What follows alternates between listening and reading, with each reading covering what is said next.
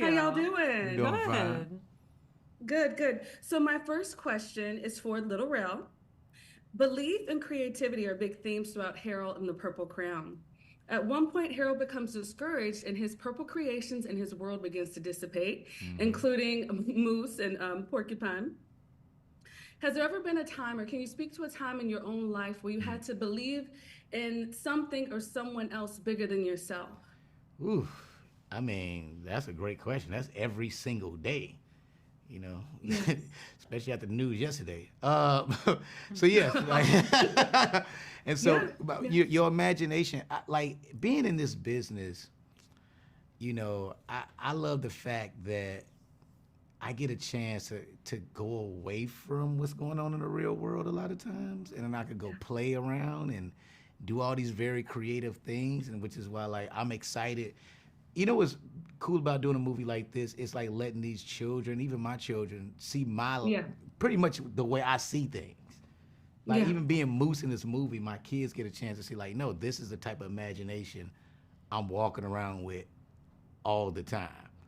And I wouldn't Nice. be where I'm at if I didn't keep doing it. That's what I love about you bringing that up. When Harold has that moment where everything gets too real to him and we all Yeah. disappear, and that's Yeah. scary when your creativity disappears like that because you letting the world and all these different things weigh you down. But that's why you gotta let your imagination soar. Let your creativity be your outlet to get you through all the tough times. In my opinion. So I don't even know what the Absolutely. question was, but that's what I said. No, it sounded great, and you were right on point. Um, Zoe, this question's for you, or for the both of you, but I'll start with Zoe. Your character Terry is an overworked mom. She's lost kind of her childlike essence, her childlike spirit. And we all know that when you're raising kids, you have to deal with reality, and Yeah. keep them afloat. But what are a few ways that you set boundaries to preserve your joy and your creativity while working in Hollywood while being a parent?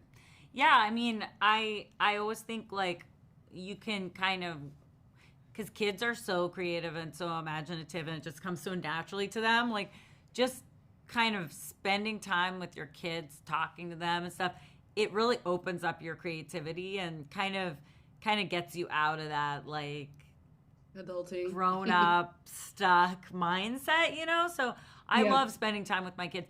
Actually, I love going to the movies with my kids. It's like one of my Mm. favorite things to do. Like going and getting popcorn and sitting there and being excited and watching the previews and like going to see the movies.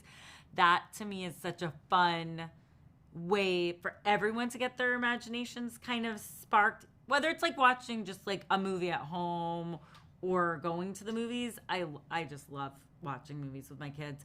And, just doing activities with them. Yeah.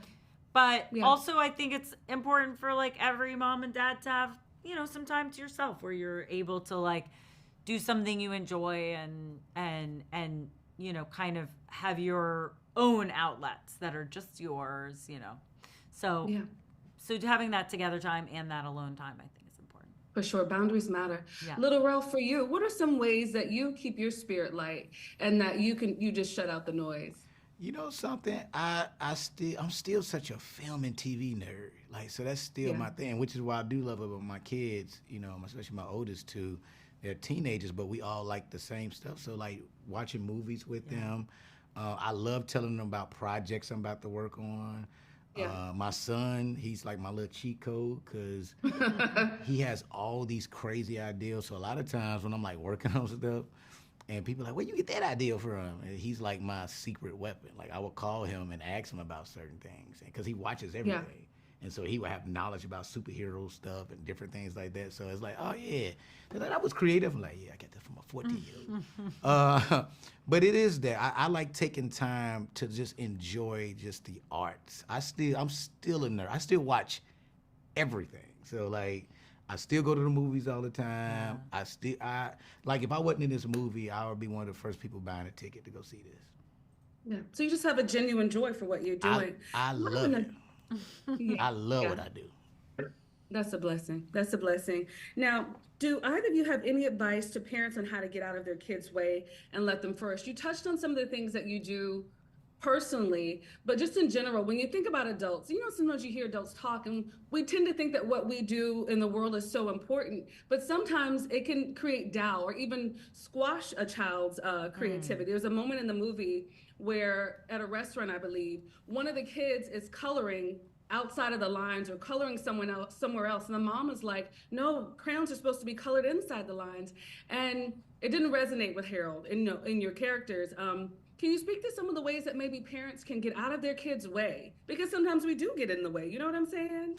Sometimes. I think a lot of the times we do. I think you really just got to be just open to letting them be creative, man. Like, for real. Like, I love seeing that kid, like, if you were at a random restaurant and they got on, like, a random costume that doesn't go with anything else nobody has on. Everybody else all dressed up and just a kid walking around with a full princess cowboy boot outfit. I love seeing that, actually.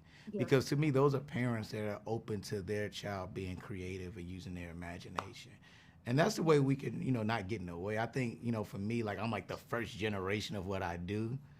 And I wanted to make sure, like, generations after me, if it's my kids, if it's my niece or nephew or cousins, just, hey, y'all be open to letting them be creative. Everything is not a blue-collar world. Some of us are meant to do some very creative things, and artsy things, and be okay with that. Yeah. That's right. That's right. How about you, Zooey? It's funny, while you were talking, I was thinking about this. Like, my mom always let me just, like, wear whatever I wanted. Like, all my fancy party dresses. Like, my grandma and my aunt would make me these, like, really fancy dresses, like with, like smocked dresses that were, like, they made by hand. And my mom would let me wear them to preschool, and she said that, like, all the other moms were, like, really kind of critical of that she would let me wear my fanciest dresses to school. And she's like, but that's what you wanted to wear, and that was you expressing yourself, and that was so important. And she's like, I really think that's part of how you started to express yourself through style, because you were able to make those choices early. And I really agree with her. And I, like, try to let my own kids, like, make the decisions about what they're wearing within reason. Sometimes you're like, it's like freezing outside and they're like, no jacket. And I'm like, do you want to step outside for a second to see, like, if you want to wear a jacket? But letting them have that freedom to kind of, freedom a little freedom. Yeah. To make their choices and learn lessons and kind of, learn for themselves things. I think that's really important. Yeah.